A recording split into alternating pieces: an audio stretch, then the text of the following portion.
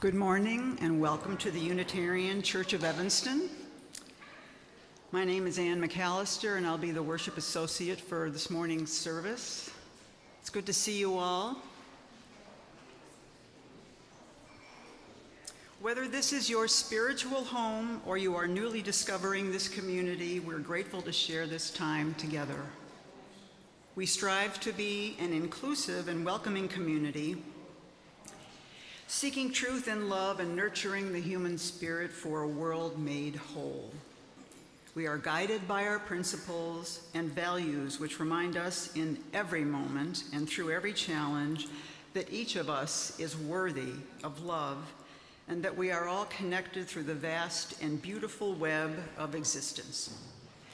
We come together to remember our kinship with one another and to hold one another in heart and mind with tenderness and careful attention, and to dedicate ourselves more fully to living our shared values.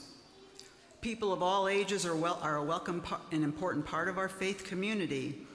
We are blessed to have the children in the sanctuary for the first half of every service and for the entire service about once a month. The nest, right over there, is our designated area for families with young children where we have quiet fidget toys and activities and a kid-friendly order of service.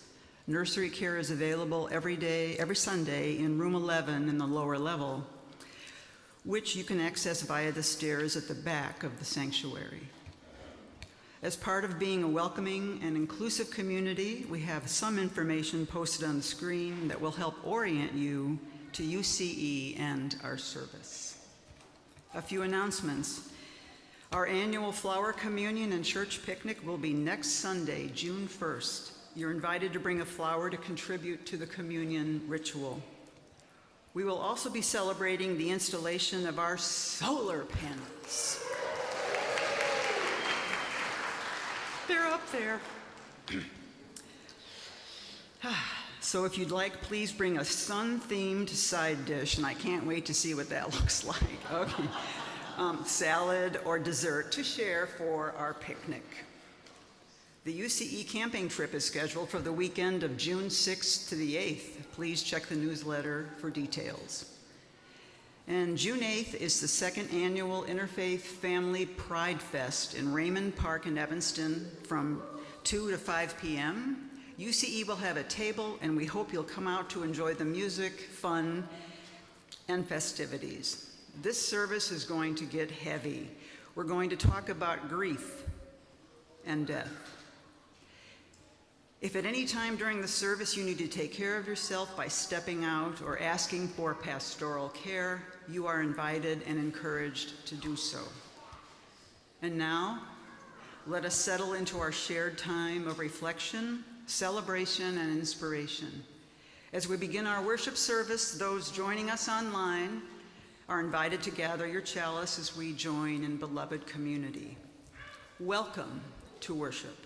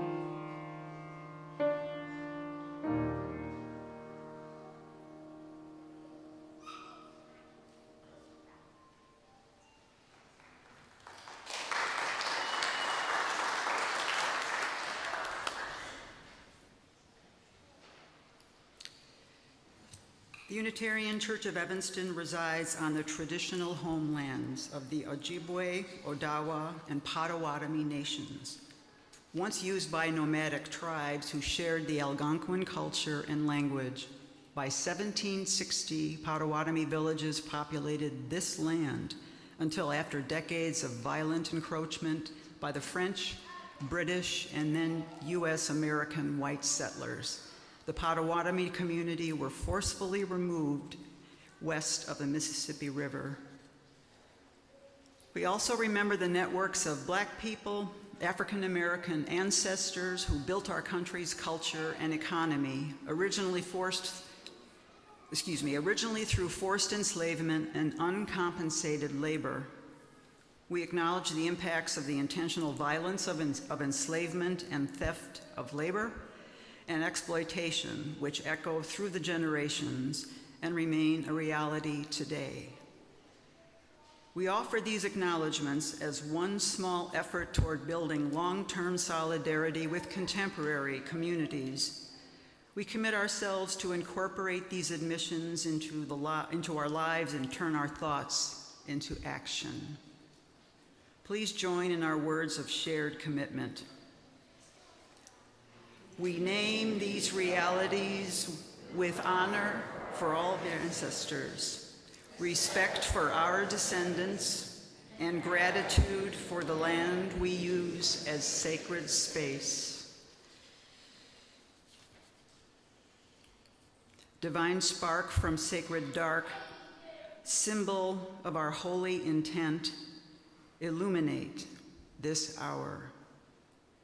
Emma Farrell brought the flowers in honor of the grief we all carry, often invisibly. As they light our chalice, symbol of our living tradition, please join in saying the words on the screen. Divine spark from sacred dark, symbol of our holy intent, illuminate this hour. Please rise in body or spirit and join in saying the words of our covenant. Love is the spirit of this church, and service is its law. This is our great covenant, to dwell together in peace, to seek the truth in love, and to help one another.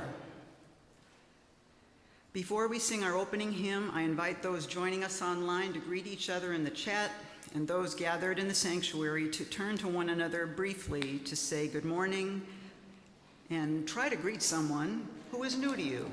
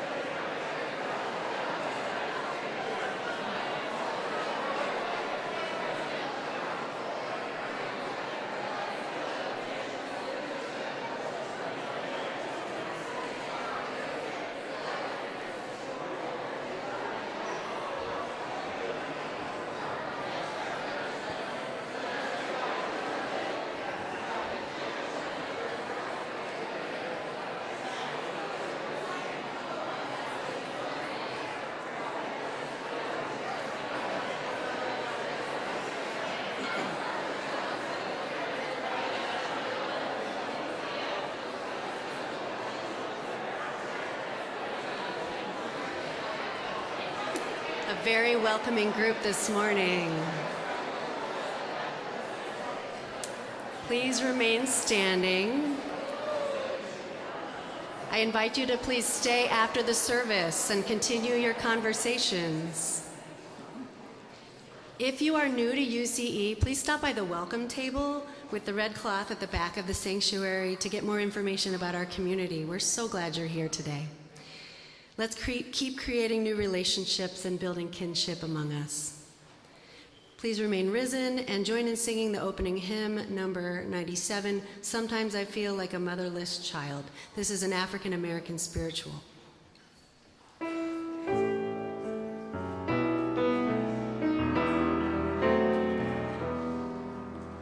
Sometimes I feel like a motherless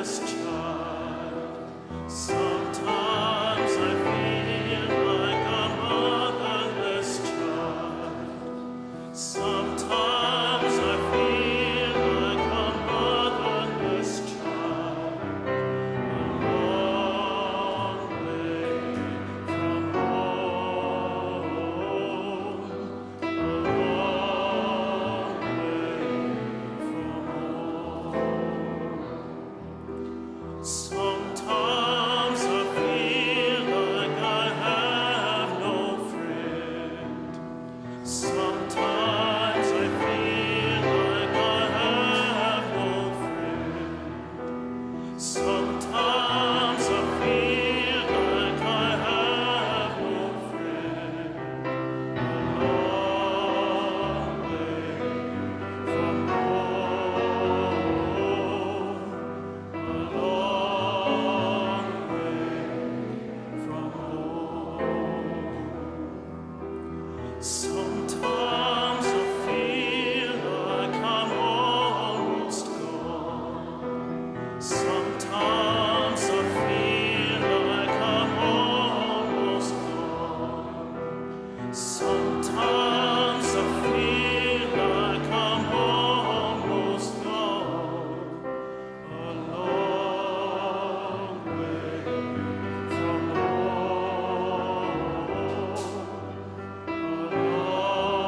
long way from home.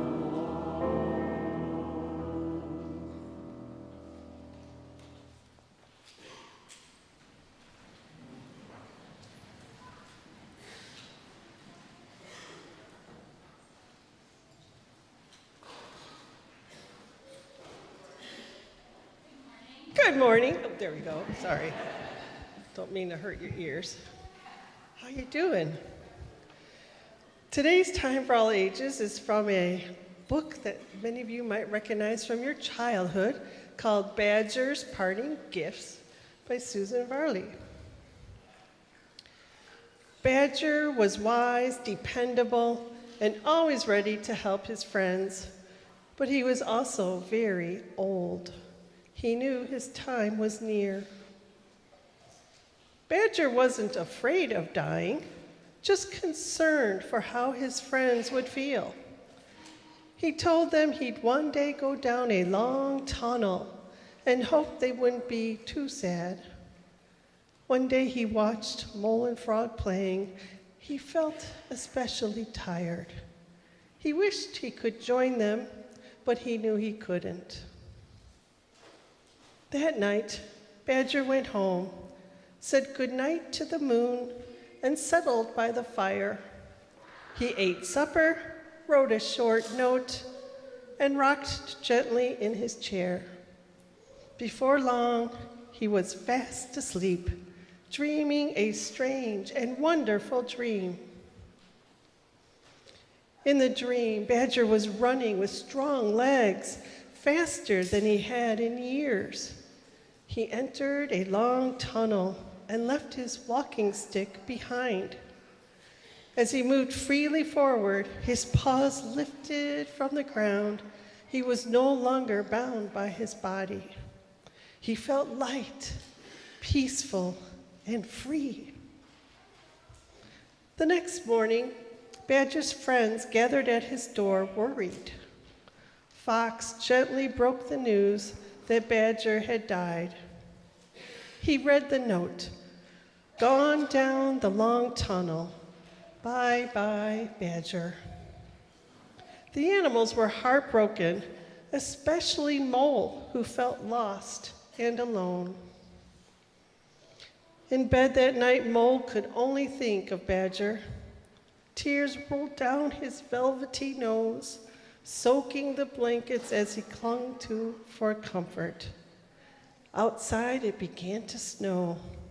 Winter had begun, and soon a thick layer of snow hid the animals' homes, where they would stay snug and warm during the cold months. Though the snow covered the earth, it couldn't hide their sadness. In bed that night, Mole could only think of Badger. Oh, tears continued to roll down his velvet.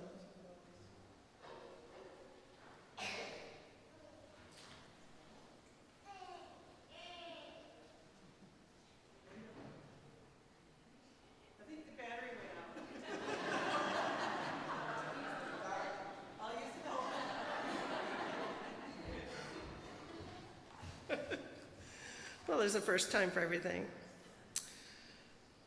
Where was I? They missed Badger deeply, but as spring came, they began to share memories. Yep. Let's see. There we go. Mole remembered the day Badger taught him to cut paper chains. He had struggled at first, but when he succeeded, he was filled with joy.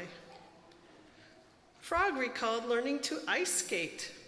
Badger had gently helped him across the slippery ice until he was ready to glide on his own. Fox remembered how Badger had taught him to tie his tie, step by step, with patience. Now Fox could tie every knot perfectly. Mrs. Rabbit told of Badger's gingerbread recipe, which he'd shared with her long ago. She could almost smell the warm spice as she remembered. Each animal had a memory, a skill or a gift that Badger had passed on to them. These became their treasures, made more special each time they were shared. One warm spring day, as Mole was walking on the hillside where he'd last seen Badger, he wanted to thank his friend for his parting gift. "Thank you, Badger," he said softly, believing that Badger would hear him, and somehow he did.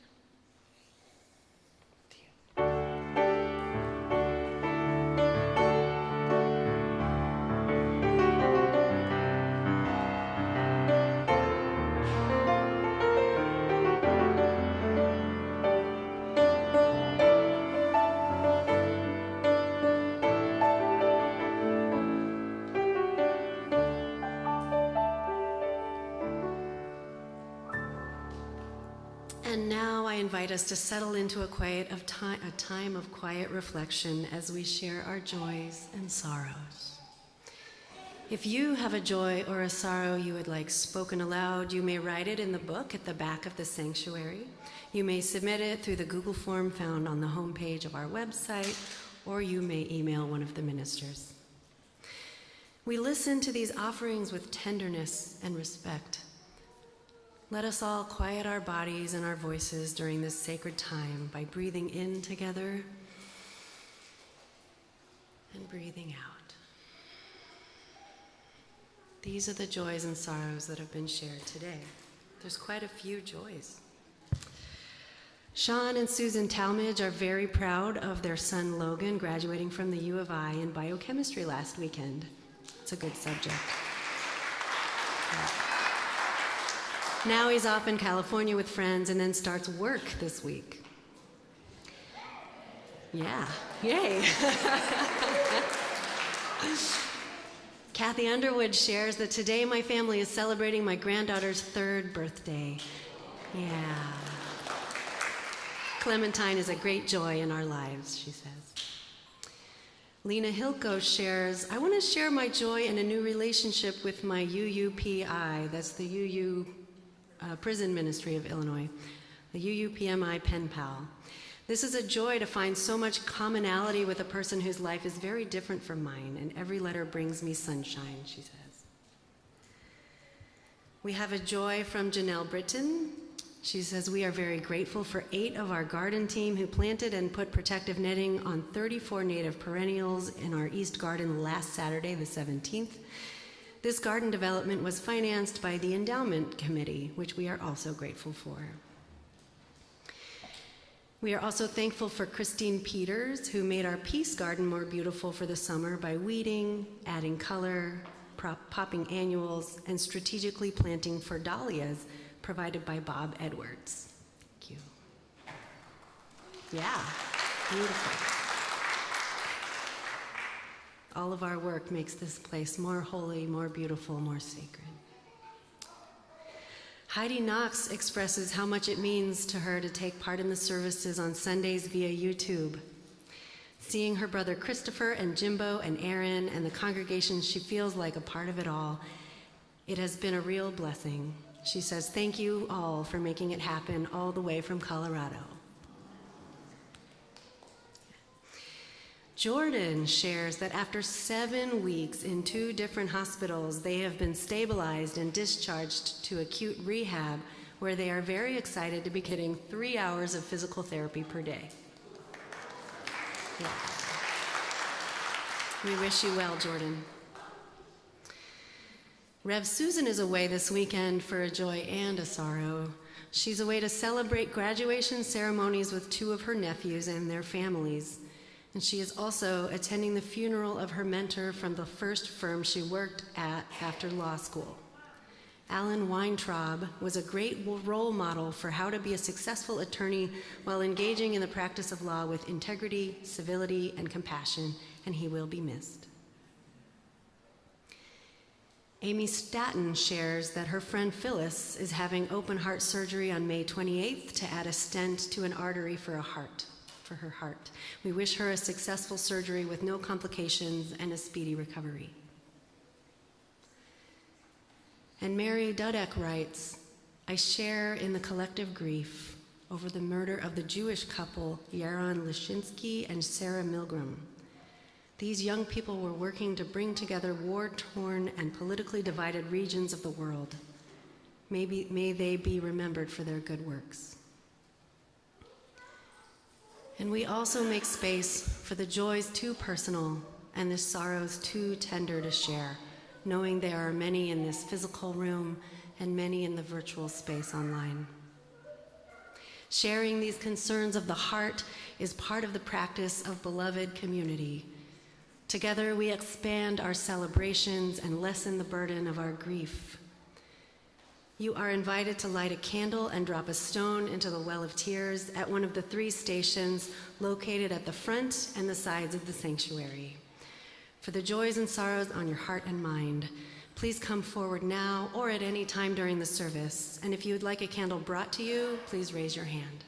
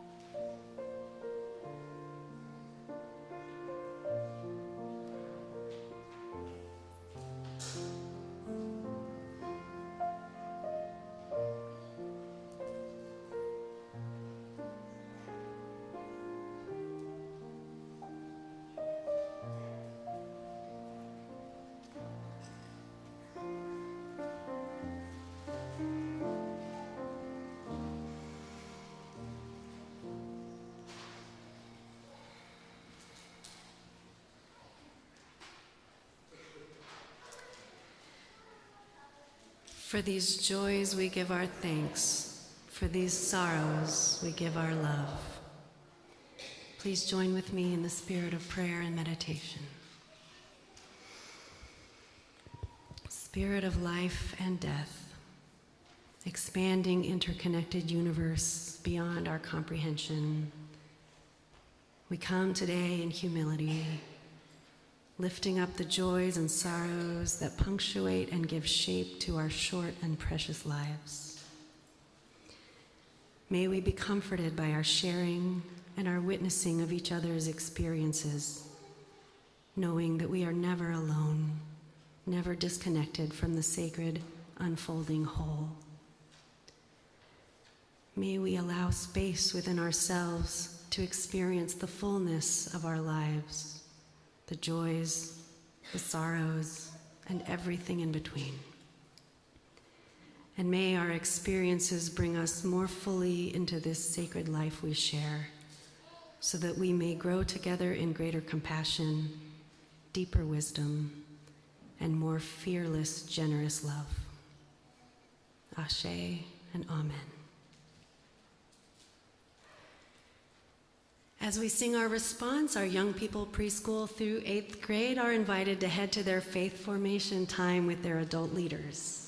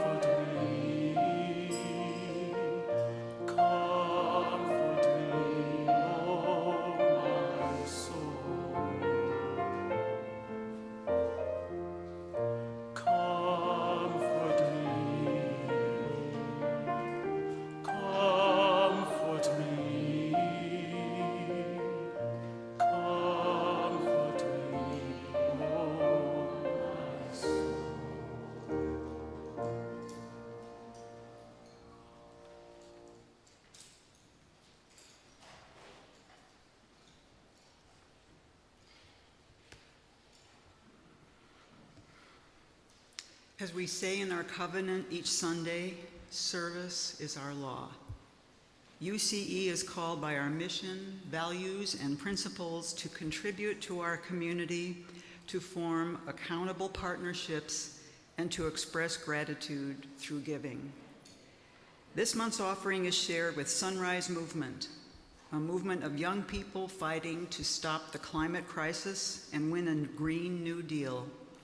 They believe everyone should have access to clear air and water, full pantries of food, affordable housing, free public transportation, good and meaningful jobs, vibrant community centers, and lives filled with joy. They're building a movement to make that happen.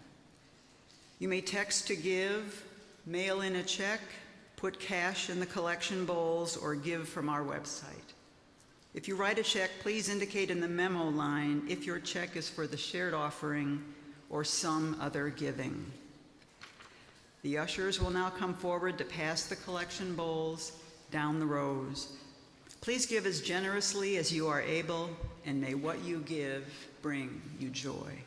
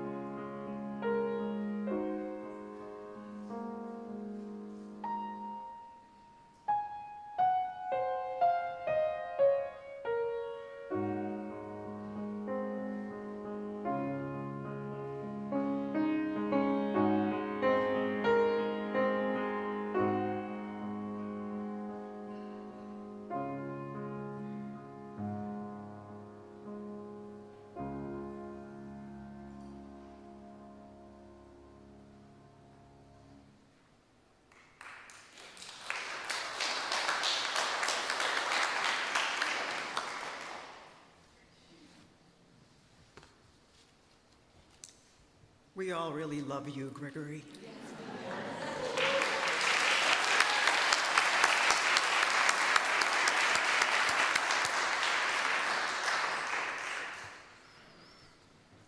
Today's reading is on Joy and Sorrow by Khalil Gibran. Then a woman said, "Speak to us of joy and sorrow." And he answered, "Your joy is your sorrow unmasked. And the self-same well from which your laughter rises was oftentimes filled with your tears. And how else can it be? The deeper that sorrow carves into your being, the more joy you can contain. Is not the cup that holds your wine the very cup that was burned in the potter's oven? And is not the lute that soothes your spirit the very wood that was hollowed with knives? When you are joyous, look deep into your heart, and you shall find it is only that which has given you sorrow that is giving you joy. When you are sorrowful, look again in your heart, and you shall see that the truth you are weeping for, that which has been your delight. Some of you say, joy is greater than sorrow, and others say, nay, sorrow is the greater. But I say unto you, they are inseparable. Together they come, and when one sits alone with you at your board, remember that the other is asleep upon your bed. Verily, you are suspended like scales between your sorrow and your joy. Only when you are empty are you at standstill and balanced. When the treasure keeper lifts you to weigh his gold and his silver, needs must your joy or sorrow rise or fall.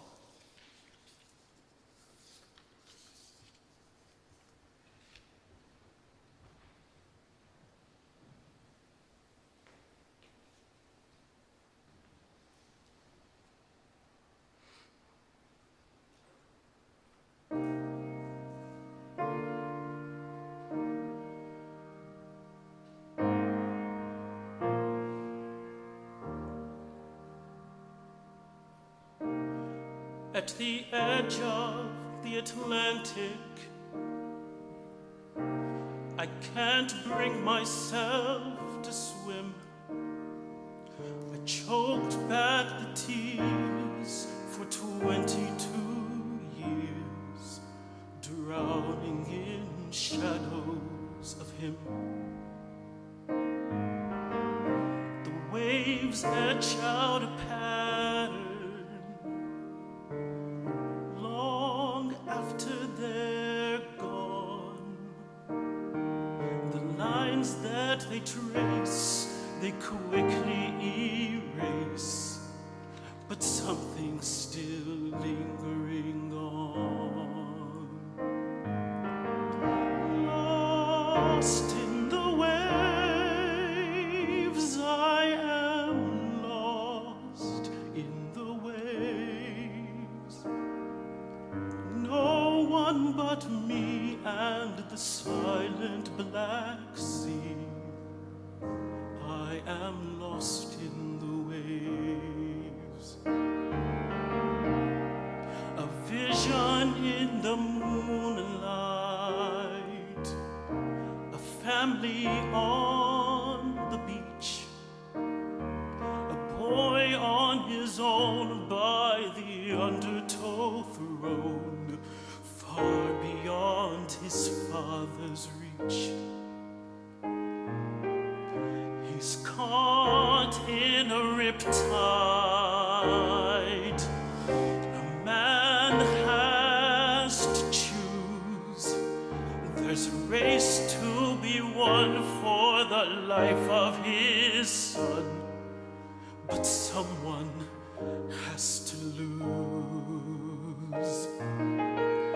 Lost in the waves, he was lost in the waves. Salt water burns, the tide always turns when you're lost in the waves. Now I'm the one sinking. There's no solid ground, and I can't help thinking I'm the one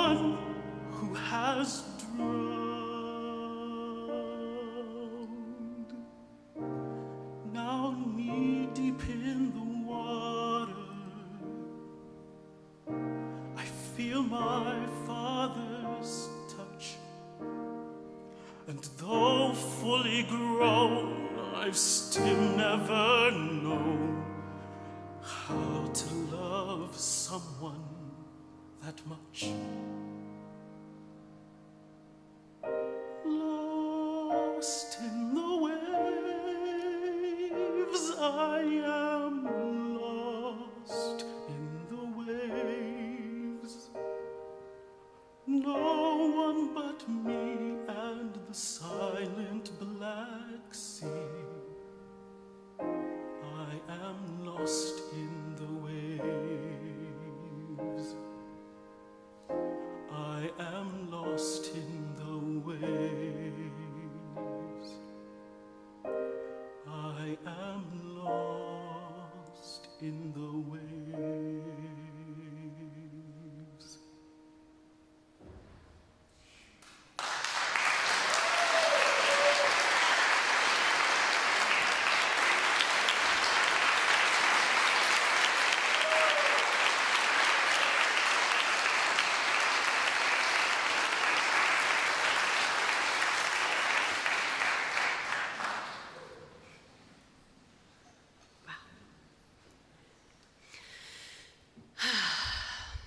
On this Memorial Day weekend, I'm going to invite us not just to remember those we've lost, but to honor our grief. Grief touches every one of us, and Memorial Day isn't just about soldiers or patriotism, it's about honoring those we've lost. It's about the deeper truth that to live is to love, and to love is eventually to grieve. I'm going to reiterate the content warning that this sermon is going to get heavy. And so if you need to take care of yourself by getting up, taking a break, walking out, walking around, whatever, I invite and encourage you to do so at any time. And at the end of the service, our dear members of the pastoral care team will be available, as will I and other minister, to share space with you and witness. Our society often pressures us to put on a strong face, to act as if we're okay even when we're not. It's supposed to be some sign of strength, I guess. Or maybe it's just more palatable for people to witness if we seem to be okay, that you're allowed to show sadness in the immediate aftermath of some kind of tragedy or loss, but that there's some sort of invisible time limit on that, an expiration date. But grief is no temporary thing. It's something we learn to live with. It's something we grow around and learn to accommodate. It lives in the very cells of our bodies. The body keeps the score, right? And there are so many kinds of grief, not just death, but loss of health or mobility, divorce, job loss. Some grief is complicated. Maybe the loss of someone with whom you had a difficult relationship or divorce. Maybe a difficult childhood or a life path that didn't turn out how you had hoped. There can also just be grief for the state of the world, right? For the ways that our communities or country might seem unrecognizable to us at times. There's room here for all of it. It is a very human thing to grieve. So this morning, I invite you to bring whatever grief is most real for you in this moment of your life. Just allow it to be present to the extent you feel comfortable. They say you have to feel it to heal it. And our grief has some things to tell us, to teach us. That said, I want to name that some grief is too overwhelming to hold alone, what we might call big T trauma. So today I want to invite you to focus on grief that feels manageable to explore, something that you can sit with gently. You are the expert of your own life, and you will know what might be best and most appropriate for you to engage with this morning.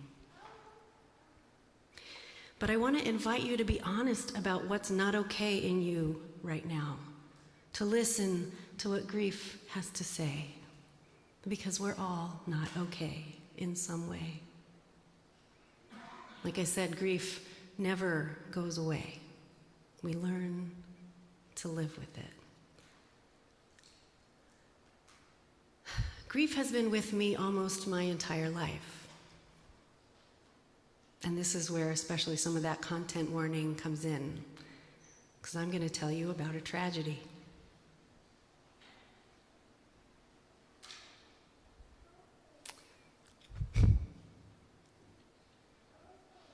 When I was 9, I lost my brother. His name was Oliver. He was a kind and quiet soul. He was 11 years older than me, and he took care of me in many ways. I don't have a lot of explicit memories because he moved away to college when I was 6, but I remember just feeling safe with him. He read me stories. He pulled me around in the sled when it snowed. He showed me how to make a snow fort. He bought me birthday presents with his own money. He took me to the store to buy candy, and he let me watch him play Frogger on the Atari. He loved me well. And when he died, just after turning 21, it was shocking, of course. And this part is hard for me to name, but I do name it because we need to destigmatize mental health issues. Oliver committed suicide. If someone you know is struggling with mental health, please reach out. Dial 988. Talk to me or one of the other ministers. Reach out to someone you trust, because you are not alone. Know that you are not alone ever. So after Oliver died, as you can imagine, my family was never the same again. I remember returning to school and just feeling fundamentally different. I felt like none of my classmates could understand because none of them had been through this sort of a thing. It was like I was carrying some invisible but enormous weight. And because of that, I felt different. I learned about the stages of grief, which I'm sure you all know: denial, anger, bargaining, depression, and acceptance. And I think it's helpful to normalize the many feelings that come with grief, but I also know that this is not the full picture. You don't just feel these things and then move on. You might not even feel all of them, and they usually come back to visit. I had a therapist once who described it this way: each time we re-experience part of our grief, it's another opportunity to gain a little bit more insight and to heal a little bit more deeply. And in that way, grief remakes us. And that is the power of grief. It tears us down and demands that we rebuild. And so I say grief is holy. Grief is holy because it comes from love and because it can change us in the way nothing else can. It's not something to get through. It's something that, if we're brave enough to be present with it, can transform us. My favorite line from the Khalil Gibran's poem this morning says, "The deeper that sorrow carves into your being, the more joy you can contain." And it can be hard to see that while in the depths of grief. But with time and tenderness, we may begin to glimpse the shape of that truth. I think grief can be likened in many ways to muscle growth. To grow, muscle fibers have to be torn first. They tear, and then with rest and care, they grow stronger. But it's not the breaking that makes us stronger. It's the way we heal afterwards. Grief shows us how deeply we have loved. It shows us how much we care. And it shows us what our hearts are capable of.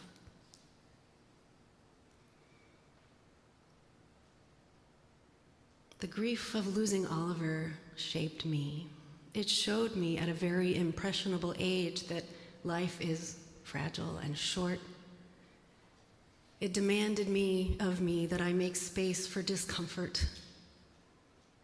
And in order to make any kind of good out of it, I had to let it show me how to find deep and abiding empathy for people who are struggling. As a kid, I remember looking at all kinds of people, thinking about them struggling and wishing them peace and healing and love. In my child's mind, I came to the conclusion that in order to survive this world, everyone needs to be loved for exactly who they are. Full stop. And isn't that what our UU values teach? That each and every person has inherent worth and dignity? It also teaches us about the interdependence that can save us. So when I found Unitarian Universalism, I recognized something in it. That grief and the healing from it brought me not only to Unitarian Universalism, but to ministry. That was the gift of my grief. Once I waded through the waters of my grief, the conviction that came from the struggle turned into a calling for me. I think if we're brave enough to stay with our grief and feel it, not all at once, but in small, bearable moments, it transforms us cell by cell. Grief burns away what is shallow and reminds us of what really matters. It can make us more compassionate, more forgiving, and more viscerally aware of how precious life is, how much those connections can mean. The love that gave rise to grief is proportional. Grief is the seed of radical transformation. Now, I don't wish grief or suffering upon anyone, but I know that it comes for us all. And when it does, that breaking us down to transform us can bring with it gifts, gifts carried by love. I wonder what gifts your grief might be bringing you. I wonder what it might be trying to tell you. What is the message of your heart today? Did the grief invite you to slow down and pay attention? Did it show you what matters most to you? Did it show you courage you didn't know you had? Maybe courage you didn't want to know you had? Is it still tearing you down cell by cell? Is it all of these things and more? You may have noticed a slip of paper underneath your chair and a pencil. Just as we heard about Badger's parting gifts, I'm going to invite you to pick up those papers. Now in the back, I think it was every other, so those of you who have a chair next to you with a slip of paper and a pencil that's unclaimed, would you please pick that up and start handing them backwards so that we can make sure everybody gets one? Thank you.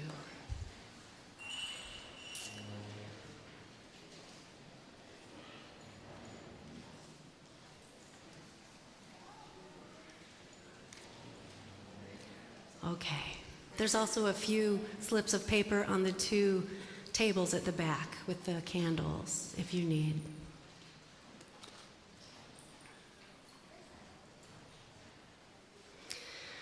So what I'm inviting you to do is write down a gift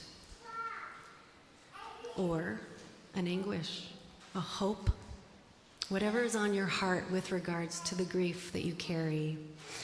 Know that these slips of paper will be collected and set out during kinship hour, so feel free to write with that in mind. And I encourage you to write anonymously so that you have the courage to say what is most true for you. Maybe it's a gift you received, but maybe it's a struggle or an anguish or a gift you wished you received. We're going to collect these gifts, as I said, during the final hymn.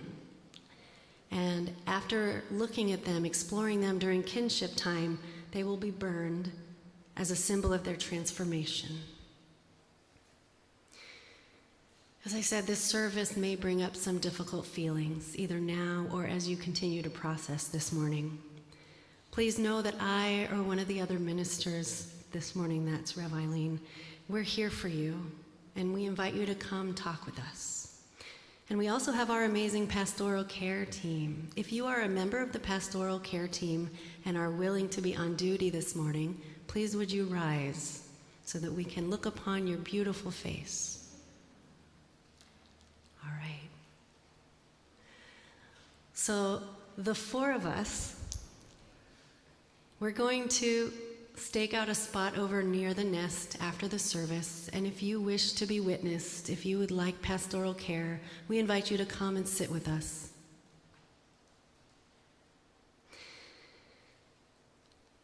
May we honor the sacred alchemy of grief and the proportionate measures of joy and sorrow, of love and of suffering.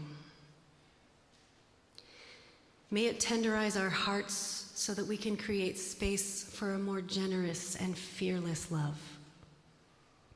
And may we live lives that testify to the love we have witnessed. Ashe and Amen.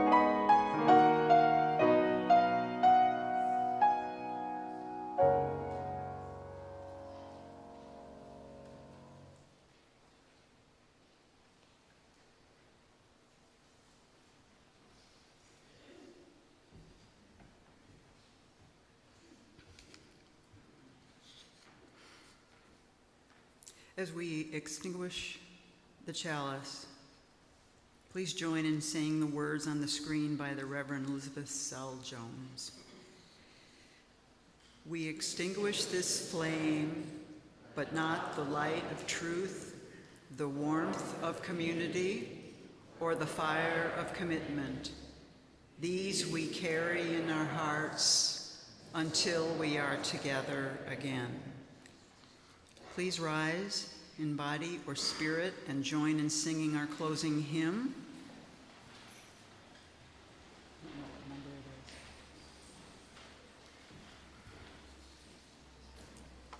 Yeah, I didn't know. Okay. For those in the front row, you'll notice you have a basket under one of the chairs in the front row. Please begin passing them to collect the papers.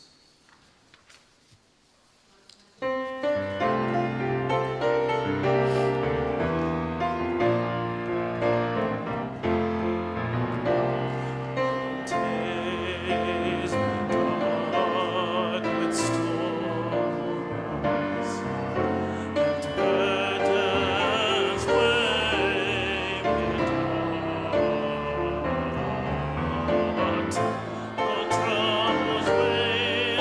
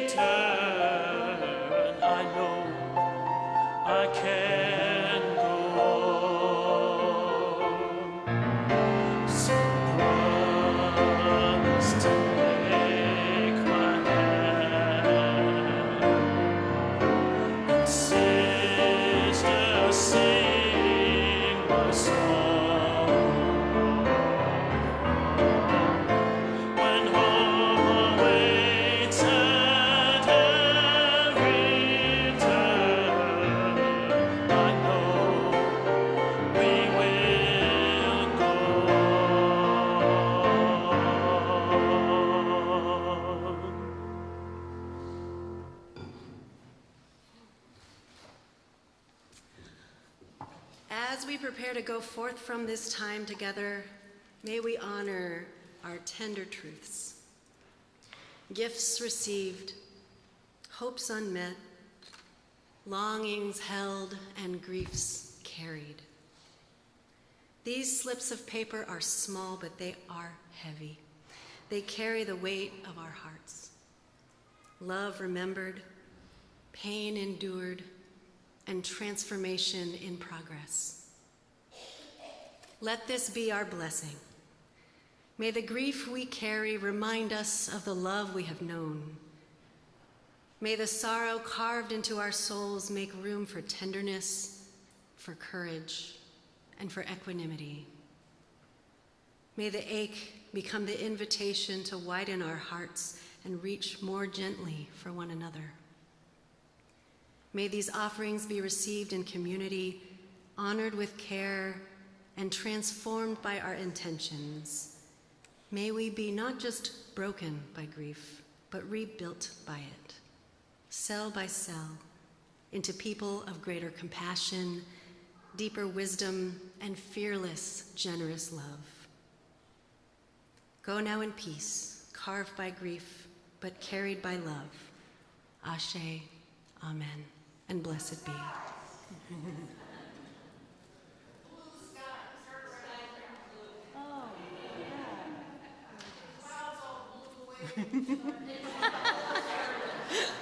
I will not take credit for that.